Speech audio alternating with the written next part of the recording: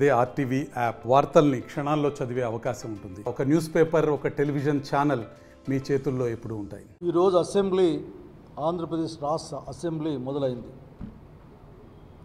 Governor గారి ప్రసంగం కూడా ముగిసింది. నేను ఒక విషయం చంద్రబాబు నాయుడు గారికి, అతని పార్టీలో ఉన్న మిగతా వారికి, అట్లాగే ఔత్సాహిక రాజకీయ నాయకుడు పవన్ కళ్యాణ్ గారికి, కాసు కూర్చున్న ఈ రాష్ట్రంలో గుంటనక్కలాగా కాసు కూర్చున్న బీజేపీ కూడా ఒక మాట చెప్పాలనుకుంటా ఉన్నాను. నేను ఏంటంటే, సభను నడిపించుకోవాల్సిన బాధ్యత సభానాయకుంది. సభానాయకుడు అంటే ముఖ్యమంత్రి గారు సభానాయకుడు. సభను సక్రమంగా నడిపించాల్సిన బాధ్యత సభాధిపతి. ఇది మౌలికమైన నియమాలవి. ప్రధాన ప్రతిపక్షం లేకుండా ప్రతిపక్షం ఉందనే విషయాన్ని కూడా గుర్తించడానికి నిరాకరించే మీ యొక్క మానసిక దౌర్బల్యాన్ని చూసి నేను బాధపడతా ఉన్నాను. ఇంకా అసెంబ్లీలో మీరే చప్పట్లు కొట్టుకోవచ్చు, మీ డబ్బా మీరే కొట్టుకోవచ్చు, చంద్రబాబు నాయుడు గారిని విపరీతంగా పొగుడుకోవచ్చు. ఇప్పుడిప్పుడు రాజకీయాలు నేర్చుకుంటున్న వాళ్ళు కూడా ఆఖరికి ఇష్టప్రకారం మాట్లాడి అంతా బాగుందని చప్పట్లు కొట్టుకోవచ్చు.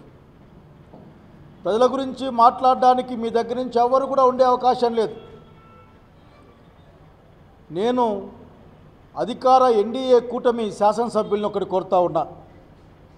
ఈ రాష్ట్రంలో జగన్మోహన్ రెడ్డి గారు 15 మెడికల్ కళాశాలలు ప్రభుత్వ పరంగా పెట్టి టెరిషరీ కేర్ని గ్రామీణ ప్రాంతాలకు అందజేయడంతో పాటుగా ఎక్కువ మంది డాక్టర్లని, పేదవాళ్ళని డబ్బులతో ప్రమేయం లేకుండా గవర్నమెంట్ చదువు చదివించి ఈ రాష్ట్రాన్ని ఆరోగ్యపరంగా ముందుకు తీసుకెళ్దామని కలగంటే, దాన్ని చంద్రబాబు నాయుడు గారు వచ్చి రాగానే పీపీపీ మోడీ కింద నేను వీటిని మెయింటైన్ చేస్తా అంటే ప్రైవేట్కి వాళ్ళకి ఇవ్వబోతున్నానని చెప్పాడు. ఆల్రెడీ సర్క్యులర్ కూడా వచ్చింది. ఆల్రెడీ రెడీగా ఉన్న పులివెందుల, అల్లూరు సీతారామరాజు జిల్లాలో ఉన్న మెడికల్ కళాశాలలని సీట్లు నాకు వద్దని రాసిన దుర్మార్గమైన ముఖ్యమంత్రి మీ ముందున్నాడు. ఈ శాసనసభ సమావేశాల్లో మీరు మీ శాసనసభ నాయకుడిని, అటు మీ ముఖ్యమంత్రిని నిలదీసి ప్రజల పక్షాన అడగమని డిమాండ్ చేస్తూ ఉన్నాం. నాకు గవర్నర్ గారిని చూసి జాలైంది. నాకు గవర్నర్ గారిని చూసి తగిన గౌరవంతోనే మాట్లాడుతూ ఉన్నా. పాపం ఆయన గత ప్రభుత్వాన్ని ఈ ప్రభుత్వానికి అందించే ప్రయత్నం చేసి, ఎందుకంటే గవర్నర్ ఉపన్యాసాన్ని మంత్రివర్గం ఆమోదిస్తుంది. ఆడ మాట్లాడిన ప్రతి మాట, ప్రతి కామా, ప్రతి పులి స్టాప్ కూడా దానికి క్యాబినెట్ యొక్క ఆమోదం ఉంటున్న విషయాన్ని ఇక్కడ ప్రజలు గమనించాలి.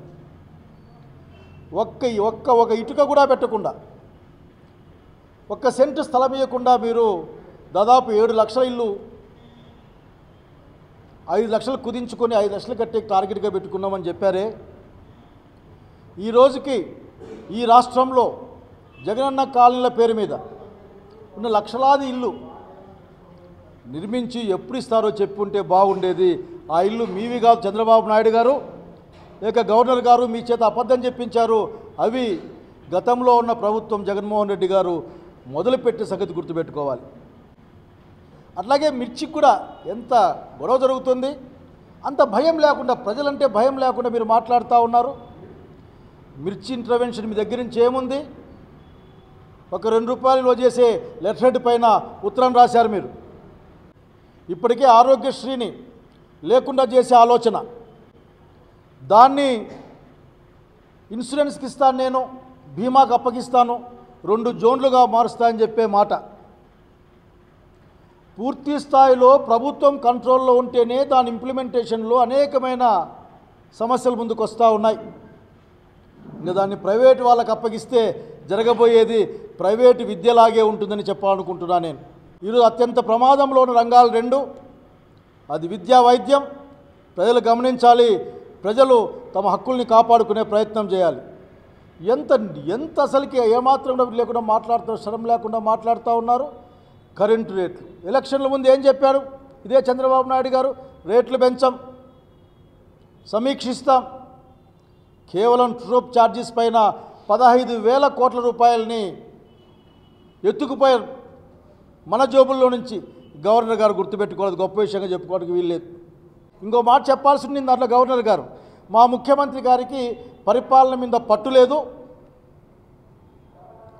మా ముఖ్యమంత్రి మాట ఎవరు వినడానికి సిద్ధంగా లేరని కూడా మీరు చెప్పి ఉండాల్సింది గవర్నర్ గారు. ఎందుకంటే గ్రూప్ 2 నిరుద్యోగుల సమస్య మనం చూసాం. చంద్రబాబు నాయుడు గారు ఉత్తరం రాస్తారా ఏపీపీఎస్సికి దీన్ని వాయిదా వేయండి అని, చైర్మన్ గారు వీలు కాదని చెప్తారా? వినడానికి అసలుకి బండిని ఎడ్లు లాగుతున్నాయా లేక ఎడ్లని బండి లాగుతోందో చెప్పాల్సిన అవసరం ఉంది. మీరు ఇక్కడ ఏ విషయమైనా సరే శాంతి భద్రతలు నేను చెప్తా ఉన్నా మరొకసారి చక్కటి మాట, గతంలో ప్రభుత్వాల్లో పనిచేసిన వాళ్ళుగా చంద్రబాబు నాయుడు గారు మీకు కూడా తెలుసు, మీరు ఒకానొక సందర్భంలో వాపోయారు. ఈ మధ్య కాలంలోనే ప్రజాస్వామ్యంలో హింసకు తావులేదు, పగ ప్రతీకారకు తావులేదు, ప్రజల యొక్క సంక్షేమం శాంతి సౌభాగ్యాలతో ఉండాలని అదే మాట తిరిగి మీకు చెప్తా ఉన్నాం. మేము ఈ రాష్ట్రంలో ప్రజలు భయంతో బతుకుతూ ఉన్నారు. ఈ రాష్ట్రంలో పగ ప్రతీకారాలు లేవని మీరు అనుకుంటే మా జిల్లాకు రమ్మని చెప్తా ఉన్నా నేను. ఒకసారి రండి ఈ జిల్లాకు, అనంత జిల్లాకు దగ్గరుండి చేయి పట్టుకొని చూపిస్తాం. దాన్ని ఏమంటారో మీరే పేరు పెట్టుకోండి. మీరే పలుమార్లు చెప్పారు ఈ రోజున ఈ రాష్ట్రానికి పెట్టుబడులు రాకపోవడానికి కారణం మీ పాలనలో ఉన్న సమాజంలో ఉన్న అరాచకం తప్ప ఇంకోటి కాదు. ఇక్కడ భయపడుతున్నారు, రావు మిమ్మల్ని చూసి భయపడతా ఉన్నారు, మీ యొక్క శాంతి భద్రతల విధానాన్ని చూసి భయపడతా ఉన్నారు. కనుక మీరు చెప్పిన మంచి మాటని మీ ప్రభుత్వంలో ఇంప్లిమెంట్ చేయమని పెద్దలు మీరు వయసులో నేను కోరుతా ఉన్నా. అట్లా మీ వాళ్ళకి నేర్పించండి. మీరు మర్చిపోయేట్లున్నారు. ఆఖరి అసెంబ్లీకి వస్తే జగన్మోహన్ రెడ్డి గారు ఏమేం చేస్తామనే విషయాన్ని మాట్లాడిన అచ్చెన్నాయుడిని గుర్తు తెచ్చుకుంటా ఉన్నా, అట్లాగే గౌరవ డిప్యూటీ స్పీకర్ గారిని గుర్తు తెచ్చుకుంటా ఉన్నా. ఆయన వచ్చి నీకు నమస్తే పెడితే చూసి ఆనందపడాలనుకున్నాడు, అధ్యక్ష అని పిలిస్తే సంతోషపడతా అంటే అచ్చెన్నాయుడు గారు పాపం, అది ఇంకా నాకు గుర్తుకొస్తూ ఉంది. ఇటువంటి దురుద్దేశాలతో దుర్మార్గమైన ఆలోచనలతో మీరు ఉంటారు కాబట్టి చాలా ఇబ్బంది. ఆంధ్రప్రదేశ్ రాష్ట్రంలో ఈ కూటమి ప్రభుత్వానికి నేను ఒక ఛాలెంజ్ విసురుతూ ఉన్నాను, సోషల్ మీడియా ఛాలెంజ్. ఎప్పుడైనా కానీ కూడా గత 5 సంవత్సరాల్లో మా పాలన ఉన్నప్పుడు జగనన్న నవరత్నాల పథకాలు ఇచ్చే క్రమంలో లక్షల కోట్ల రూపాయలు ప్రజలకు చేర్చే క్రమంలో ఎప్పుడైనా కానీ కూడా బీదార్పులు అరిచిన సందర్భం ఒక్క వీడియో చూపగలుగుతారా? నా దగ్గర డబ్బులు లేవు, ప్రజలకు ఇవ్వడం ఇబ్బంది ఉంది, చాలా కష్టపడి ప్రజలకి డబ్బులు ఇస్తున్నాననే మాట ఎప్పుడన్నా ఒక్కసారన్నా ఆయన అన్న సందర్భం ఒక్క వీడియో కూడా లేదు. కానీ గడిచిన కొన్ని నెలల్లో చంద్రబాబు నాయుడు ఎన్నోసార్లు తను ఇచ్చిన సూపర్ 6 పథకాలని అమలు చేయడానికి చాలా ఇబ్బందులు ఎదుర్కొంటున్నానని, చాలా చేయలేనని చేతులు ఎత్తేసిన సందర్భము, అలాగే అలాంటి చిట్కాలు కానీ సూచనలు కానీ చెవులో చెప్పాలని చెప్పిన సందర్భాన్ని మనం చూసాం. అసెంబ్లీలో చూసాం, సభల్లో చూసాం, ఎన్నోసార్లు మీడియాలో వస్తున్నాయి. నవరత్నాలు అనేవి 9 ఉంటాయి, సూపర్ 6 అనేవి 6 ఉంటాయి. దానికి 1.5 రెట్లు చెప్పి నవరత్నాలను మించి ఎన్నోసార్లు ఎన్నో పథకాలు ఇచ్చిన సందర్భాలు చూసాం. నేనే ఎలక్షన్ల ముందు ఒక అడ్వర్టైజ్మెంట్ ఇచ్చి ఉంటుంది కళ్యాణదుర్గంలో, దాదాపు 96% మంది ప్రజలకి ప్రభుత్వ పథకాలు చేరిన సందర్భం ఉంది, కావాలంటే వెరిఫై చేసుకోవచ్చు అని.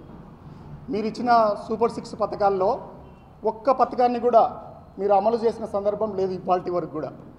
అందువల్ల నేను ఒక వీడియో ఛాలెంజ్ విసురుతున్నాను. ఎక్కడైనా కూడా మీరు ధైర్యంగా ఈ పథకాలు ఇస్తామని ఎలక్షన్ కూటమి ప్రభుత్వం ఏర్పడిన తర్వాత, ఏర్పడక ముందు బోల్డ్ అని చెప్పినారు. అందువల్ల ఈ రాష్ట్రంలో ఉండే మహిళలకు అందరికీ కూడా నేను గుర్తు చేస్తూ ఉన్నాను, సూపర్ 6 పథకాల్లో 4 పథకాలు మీకు సంబంధించినటివే, మిమ్మల్ని మోసం చేస్తూ ఉన్నారు, మీరు అవి గుర్తించాలి. ఇప్పుడు 6 పథకాల్లో 4 పథకాలు ఉచిత బస్సు కావచ్చు, దీపం కావచ్చు, తల్లికి వందనం కావచ్చు, 18 ఏళ్ళు నిండిన మహిళలకి 1500 చొప్పున సంవత్సరానికి 18,000 కావచ్చు, 4 మీవే. ఈ 4 ఈ ప్రభుత్వము ఏం సాధించింది అనేది మీరు ఒకసారి గుర్తుపెట్టుకోవాలా, ఎవరికి ఏం డబ్బులు ఇచ్చారనేది. ఇది మంచి ప్రభుత్వం అని మీరు స్టిక్కర్లు వేసుకుంటూ ఉన్నారు. ఇది ఎలా మంచి ప్రభుత్వం అవుతుంది? ఒక్క హామీని కూడా అమలు చేయని మీరు ఎట్లా మంచి ప్రభుత్వం అవుతుంది? మీరు వచ్చిందే సూపర్ 6 పథకాల మీద ప్రచారాన్ని ఊదరగొట్టి వచ్చారు. సూపర్ 6 పథకాల్లో ఒక్కటి కూడా మీరు అమలు చేయలేదు. పెన్షన్ చెప్తారా? పెన్షన్ మళ్ళొకసారి గుర్తు చేస్తున్నాను రాష్ట్ర ప్రజలకి, పెన్షన్ అనేది సూపర్ 6 పథకాల్లో భాగం కాదు. నేను లేడీస్కి చెప్పిన 4 పథకాలతో పాటు 5వ పథకం 20 లక్షల రూపాయలు 20 లక్షల ఉద్యోగాలు ఇస్తామని చెప్పినది యువతకి. ఇంకొక పథకం రైతులకి అన్నదాత సుఖీభవ కింద 20,000 రూపాయలు సంవత్సరానికి ఇస్తామన్నది అదనమైంది. ఈ 6 ఈ పెన్షన్ పథకం లేదు. అందువల్ల మొట్టమొదటిసారి ఉమ్మడి అనంతపురం జిల్లా నుంచి అద్భుతమైన మంత్రులు ఉన్నారు. ఆర్థిక శాఖ ఉంది మన దగ్గరే, అలాగే ఆరోగ్య శాఖ ఉంది. ఆరోగ్య శాఖకు సంబంధించి ఎయిమ్స్ ఎంతో ఉన్నతమైన సంస్థని, ఎయిమ్స్ని ఈ తెలుగుదేశం ప్రభుత్వమే మనకి ఇక్కడ నుంచి తీసుకెళ్ళిపోయి అమరావతిలో పెట్టి మనకు ఎంతో అన్యాయం చేశారు. అందువల్ల ఆరోగ్య శాఖకు సంబంధించి ఈ మెడికల్ కాలేజీలని దాన్ని పునరుద్ధరించి తీసుకురావాలని గట్టిగా కోరుతున్నాను.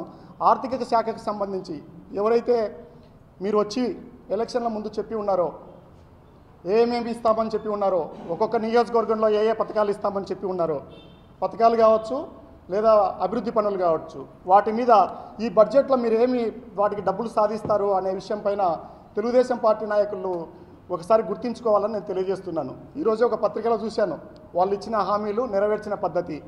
బడ్జెట్లో పూర్తి స్థాయి బడ్జెట్ వస్తుంది కాబట్టి, ఆర్థిక శాఖ మంత్రి మన దగ్గర నుంచే ఉన్నారు కాబట్టి, అక్కడ రాయదుర్గంలో పైన ఉంతకల్లులో స్టార్ట్ చేస్తే రిజర్వాయర్కి సంబంధించి ఇక్కడికి అనంతపురంలో అండర్ గ్రౌండ్ డ్రైనేజ్ వరకు మీరు హామీ ఇచ్చారు. ఎవరెవరు ఇచ్చారు హామీ? చంద్రబాబు నాయుడు గారు ఇచ్చారు, ఆయన భార్య భువనేశ్వరి ఇచ్చింది, ఆయన కొడుకు లోకేష్ బాబు యువగలం పేరుతో ఇచ్చి ఉన్నాడు, తర్వాత బామ్మర్ది ఉన్నాడు ఇదే జిల్లాలో, పతి పత్ని బేటా ఔర్ బామ్మర్ది అందరూ కలిసి ఊదరగొట్టేసి మీరు ఇవన్నీ చేసినారు.